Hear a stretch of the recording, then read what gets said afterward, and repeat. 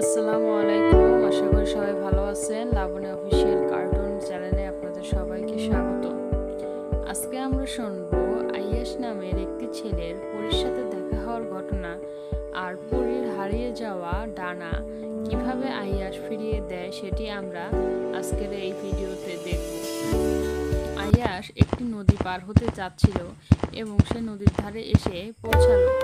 তখনই সে নদীর মাঝখানে একটি নৌকা দেখতে পেল এবং নৌকা দেখে খুবই খুশি হলো এবং তৎক্ষণাৎই সে নৌকার উপরে উঠে পড়ল আর নৌকোটিকে চালানো শুরু করলো। চালাতে চালাতে সে জঙ্গলের মধ্যে দিয়ে যেতে লাগছিল। তখনই সে একটি পরীকে দেখতে পেল এবং পরীকে দেখতে পেয়ে তার চোখ আটকে গেল।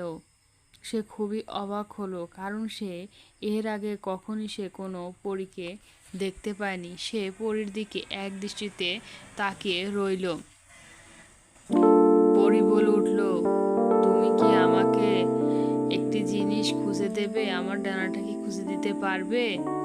তখনই আয়েশ বলল, হ্যাঁ অবশ্যই, আমি আপনার ডানাটি খুঁজতে আপনাকে সাহায্য করব এবং আমি ডানাটিকে খুঁজতে যাব।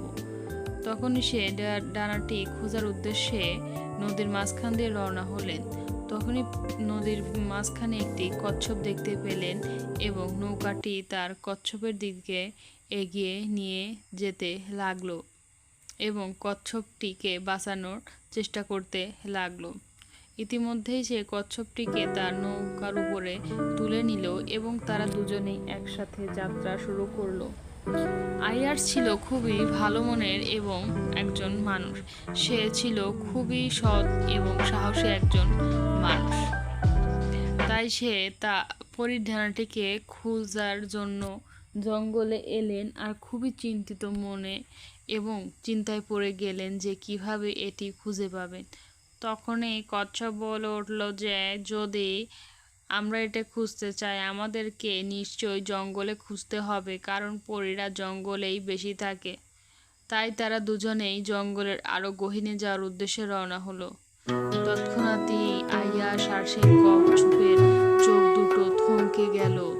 তারা দেখতে পেল গাছের ঠিক একদম মগডালে একটি ডানা ঝুলে আছে।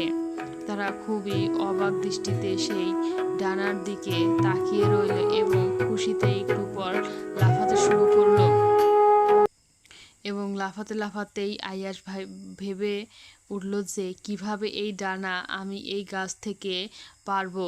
তৎক্ষণাৎ সে একটি কাঠের দণ্ড নিল আর সেই দণ্ডটির সাহায্যে সে এই ডানাটি গাছ থেকে মাটিতে পারল এবং সেই ডানাটি সে নিল এবং ডানাটি মাথায় নিয়েই সেই রওনা শুরু করলো এবং খুবই খুশি মনে তারা ডানাটি মাথায় নিয়ে যাচ্ছিল সেই জলপরীর দিকে।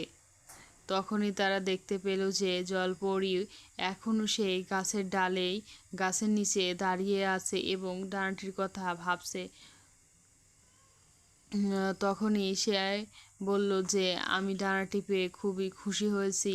তোমরা যদি এই ডানাটি খুঁজে না দিতে আমি কখনো এই ডানাটি খুঁজে পেতাম না। তাই আইয়াসকে ছোট্ট একটি উপহার দিল পরী। তখনই পরীর একটি জাদুই শক্তি চলে আসলো এবং পরীটা হাতের বিভিন্ন অঙ্গভঙ্গির মাধ্যম করলো আর তখনই সেই উড়ে চলে যাচ্ছিল পাহাড় ছাড়িয়ে আকাশ ছাড়িয়ে। আর এইদিকে আমাদের গল্পের আইয়াস ও কচ্ছপটিও বাড়ি ফিরে আসলো এবং আইয়াস তাকে বিদায় জানালো। আর এভাবেই আমাদের গল্পটি শেষ হয়ে গেল। ধন্যবাদ।